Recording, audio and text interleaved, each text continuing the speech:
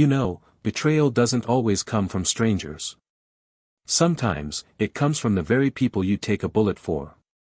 I learned that the hard way, and today, I want to tell you exactly how it happened. Before I continue the story, kindly like this story, subscribe and tell us where you listening from. For me, it all started with family. My sister. The one I practically raised alongside my parents, the one whose tears I couldn't stand, the one whose dreams I always tried to support, no matter the cost. We weren't rich growing up, but when I started making good money, I made sure she felt the benefits too. If she wanted something, I found a way. If she was in trouble, I pulled her out. That's the kind of brother I was. So when she announced she was getting married, you can imagine how proud I felt. This was her moment. Her happiness. And I wanted to give her the kind of wedding she'd never forget. Money wasn't an issue, I had saved enough. She came to me one evening, eyes wide with excitement, voice trembling like she was afraid to ask. "Brother, the venue is expensive, the hotel for the guests too, and there are just so many costs. I don't want to pressure you, but..." I cut her off before she could finish. "How much?" She hesitated. $70,000. I wired it the next morning without blinking. That's what family is for, right? She was my sister. My only sister. Why would I ever think twice about it? Fast forward a few weeks. I was busy with work when my phone buzzed. The caller ID showed a name I didn't expect, her wedding planner. At first, I thought maybe they needed some additional confirmation for payments, or maybe a detail about guests. I picked up without a second thought.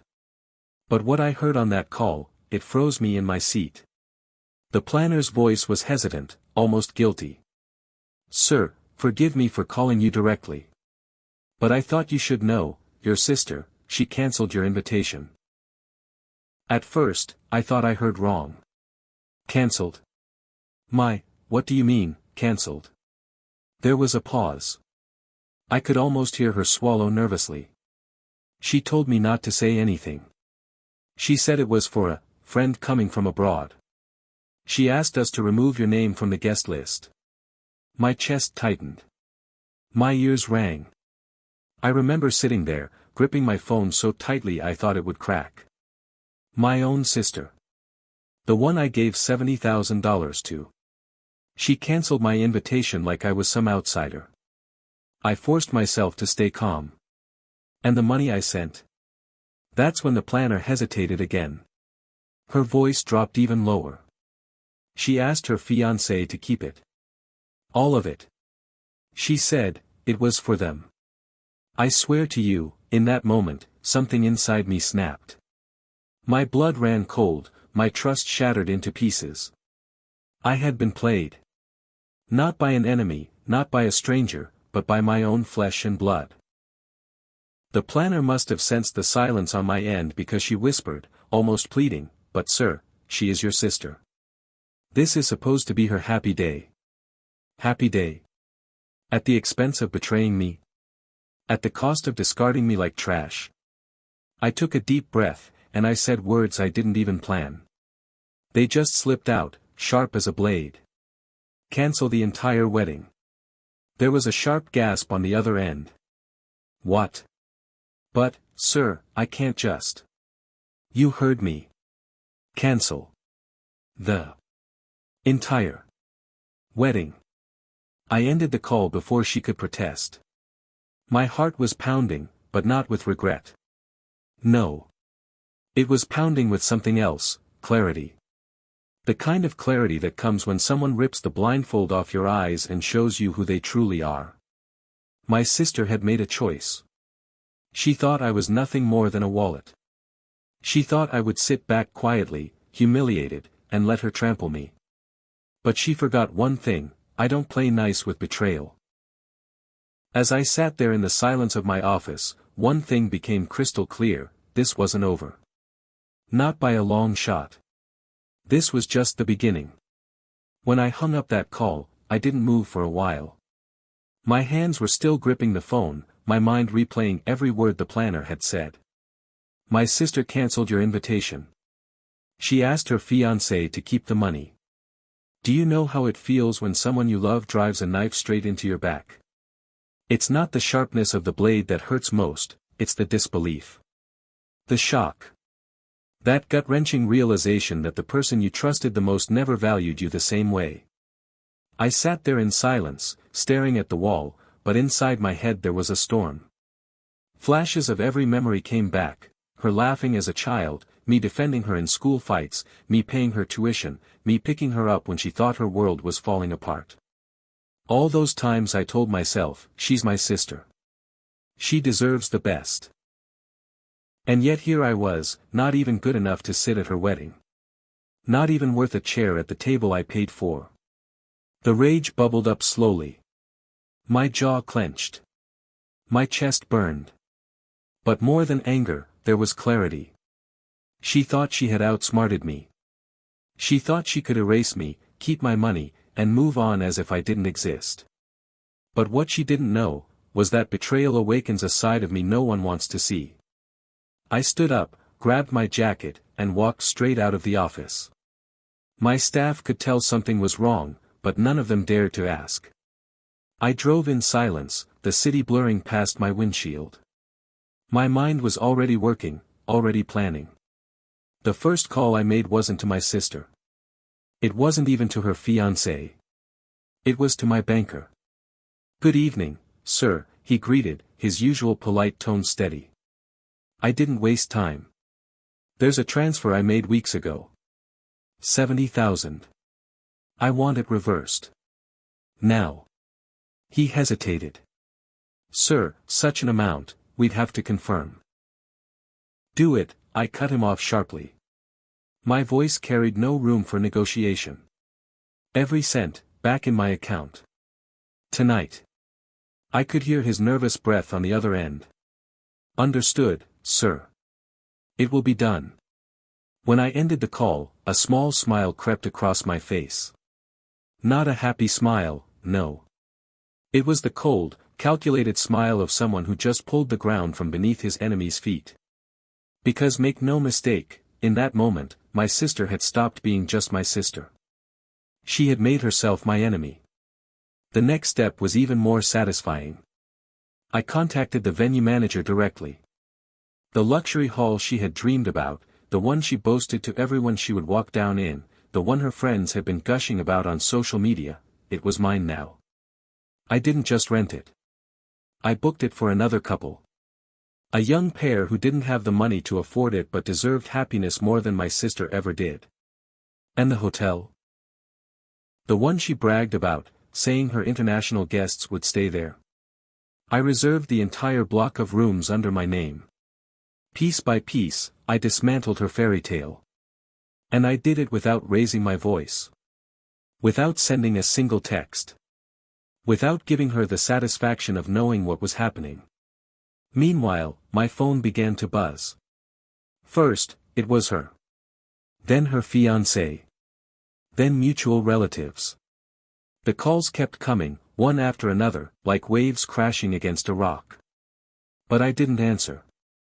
I didn't need to. Sometimes silence is louder than words. But let me tell you something, revenge isn't just about payback. It's about precision. It's about timing. You don't rush it. You don't let emotions cloud it. You wait until every piece is in place. And I was patient. By the time my banker confirmed the reversal, and the venue manager sent me the contract for the new couple, I leaned back in my chair at home and exhaled. This wasn't just revenge anymore. This was justice. My sister thought she could cut me out of her life while holding on to my money. But now she had nothing. No funds. No venue. No hotel. Her perfect wedding day had just crumbled to dust. And the best part? She didn't even know it yet. I switched off my phone that night and sat by the window, watching the city lights flicker in the distance. For the first time in years, I felt strangely calm.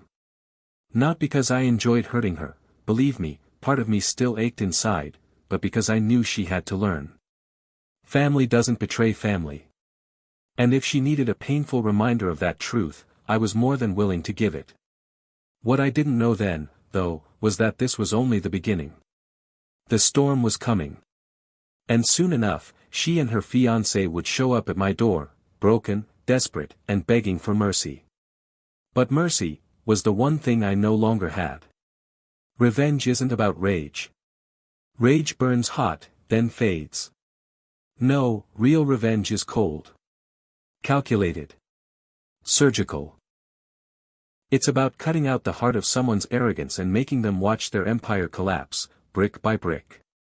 That night, after I'd secured the reversal of my $70,000 and blocked off her dream venue and hotel, I sat in the quiet of my living room, replaying the chain of events. My sister thought she was clever. She thought I would be too embarrassed to react, too broken to fight back. She imagined me sitting alone, hurt, while she paraded around in a gown paid for with my hard-earned money. But that fantasy of hers was about to turn into a nightmare. The next morning, I drove down to the venue myself. I wanted to see it, to walk through the halls she dreamed of, to breathe the air she thought belonged to her. The manager greeted me personally, of course he did, given the amount I had just dropped to secure the booking. He walked me through the grand hall, its chandeliers glittering like stars, its polished marble floors echoing every step I took. I paused in the center of the room and smiled. This was supposed to be her kingdom. Now, it was mine. The young couple I'd booked it for met me shortly after. They were nervous, almost trembling. The bride-to-be whispered, we never imagined we could afford this place. I looked her in the eye and said, enjoy your day. Live your dream. Some people don't deserve beauty, but you do. The relief in their faces was almost enough to soften me. Almost. But every time I felt that flicker of sympathy for my sister, the memory of the planner's word stabbed me again. She cancelled your invitation. No. I wasn't softening. Not this time. Next came the hotel. I spoke directly to the chain's regional manager, a man who knew me well. I didn't just book rooms, I bought out the entire guest block that weekend. Every suite, every executive room, every banquet space. I want them unavailable, I said. He blinked at me. That will cost a. I don't care. And just like that, the fortress my sister thought she had built was reduced to rubble. I could picture it so clearly, her wedding planner frantically calling around, realizing every option had vanished. The venue gone. The hotel gone. The money gone. And the clock ticking down to her wedding day. But here's the thing, you'd expect me to gloat. To call her, laugh in her ear, tell her exactly what I'd done. That would have been too easy. Too small. No, I stayed silent. Silence, my friends, is the sharpest blade. It lets your enemy twist in confusion, in panic, in despair, never knowing how the floor vanished beneath them. By noon, my phone was a battlefield of missed calls. 47 from her. 20 from her fiancé. A dozen from relatives. My phone buzzed so often it practically vibrated off the table. And yet, I didn't pick up a single one. Instead, I poured myself a drink, leaned back, and watched the chaos unfold from a distance. Because here's the truth. When people betray you, they expect anger.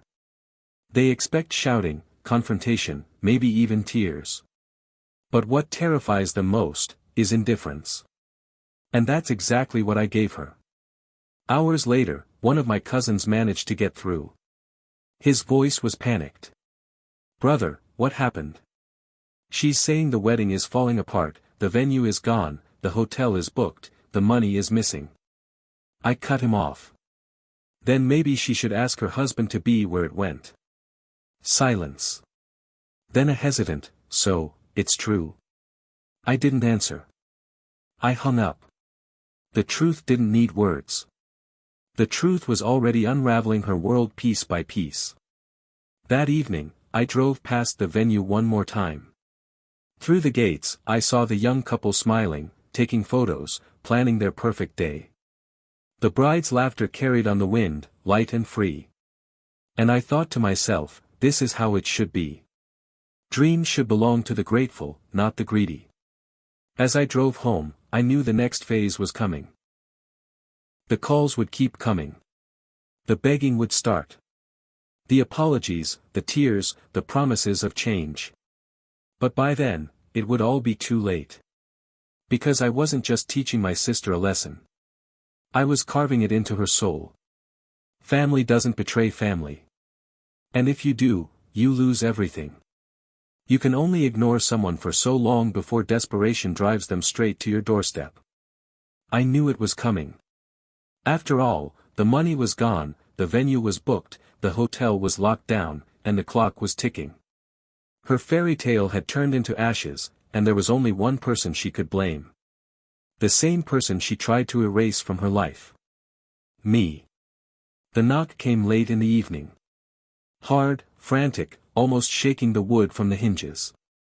I didn't move at first. I just sat there on the couch, sipping my drink, letting the sound echo through the house. Then came the voice. "Brother, please. Open the door, I need to talk to you."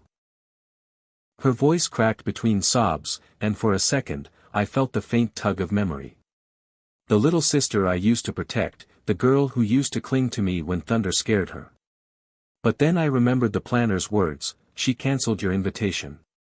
And that tug snapped like a thread. I stayed silent.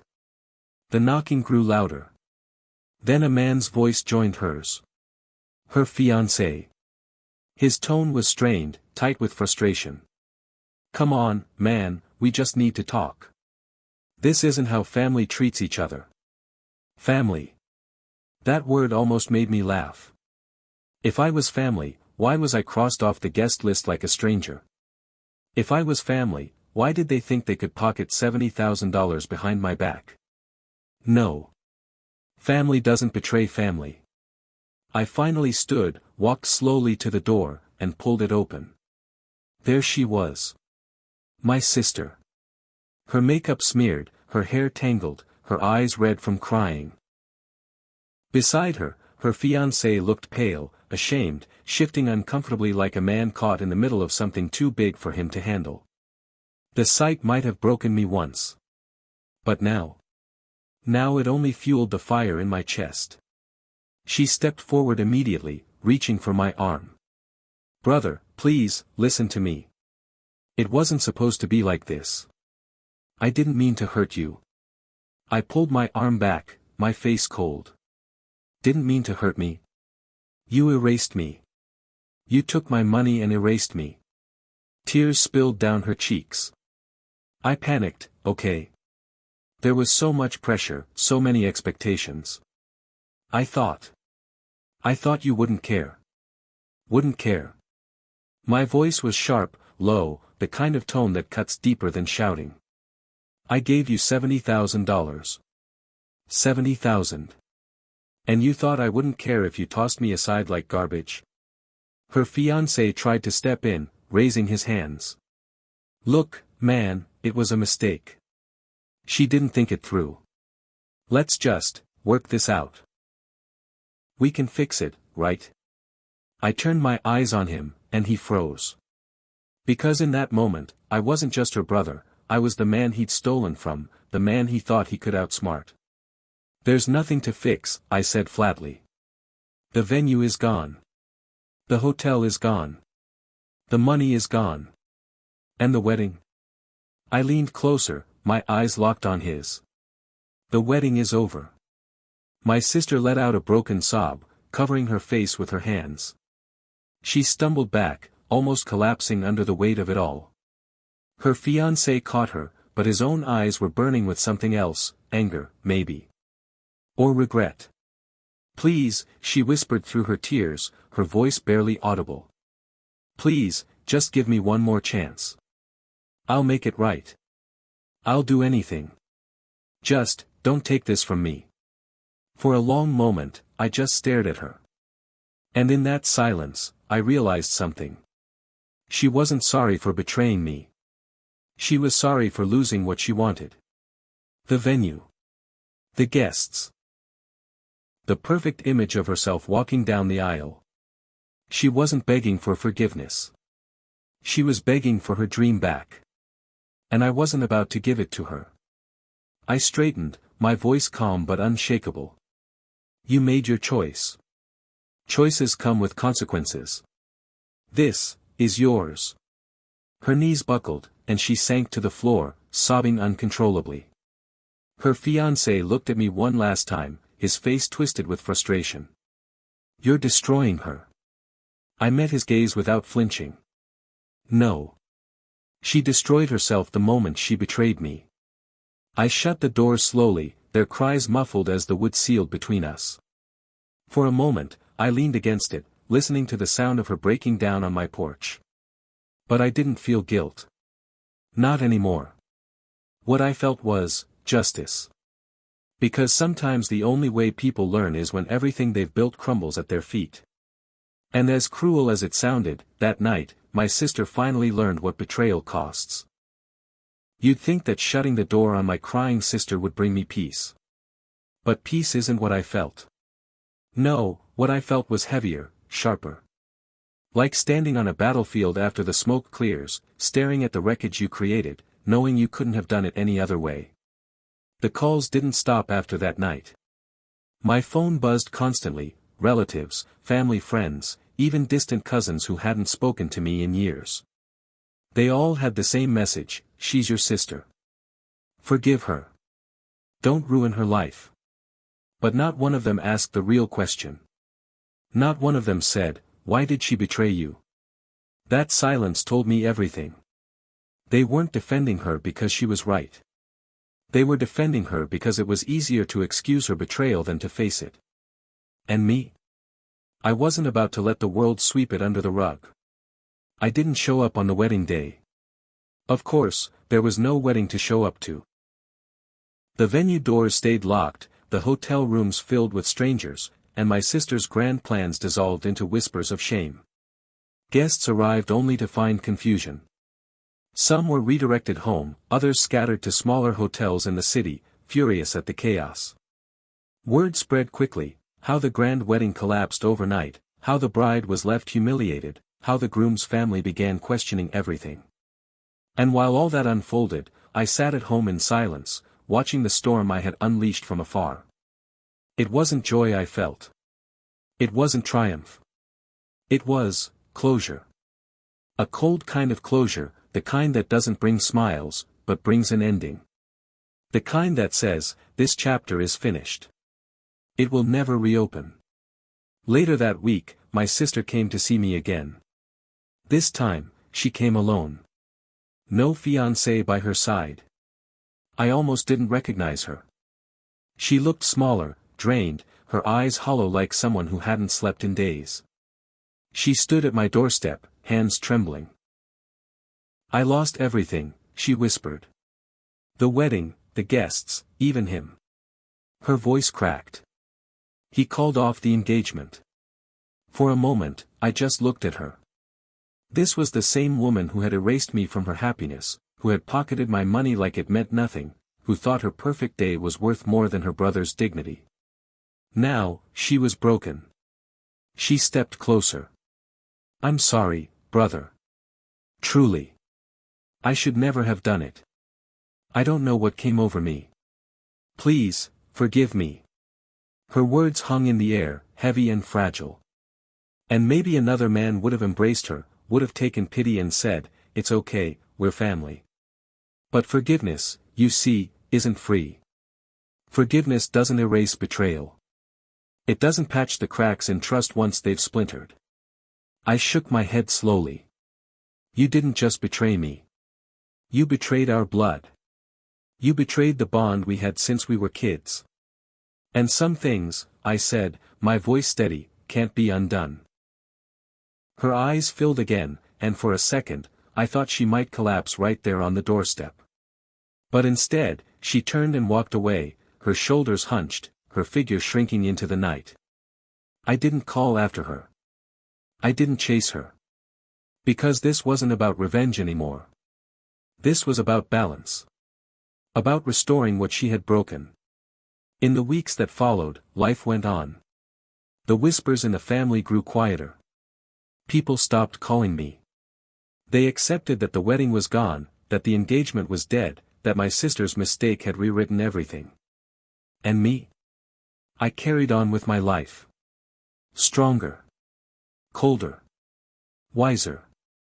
Sometimes I think back to that $70,000, to the moment I wired it without hesitation. Back then, it was just money. But looking at it now, I see it differently. That money bought me the truth. It showed me exactly where I stood in her life. It revealed the mask she wore, the greed she hid behind her smile. It showed me that blood may be thick, but loyalty is priceless. Would I do it again? Would I cancel her wedding, take back the money, crush her dreams? Yes.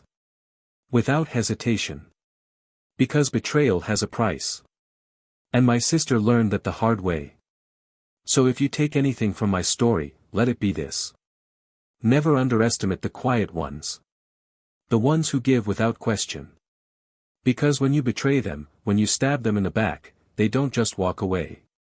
They take everything with them. And when they finally close the door on you, that door never opens again. And that, my friends, is how betrayal met its price. But tell me, what would you have done in my shoes? Would you forgive, or would you make them pay? Drop your thoughts in the comments below, I'll be reading every single one. If this story sent chills down your spine, make sure you hit that like button, subscribe for more chilling tales, and share this video with someone who needs to hear it. Until next time. Stay sharp, because sometimes, even family can turn into strangers.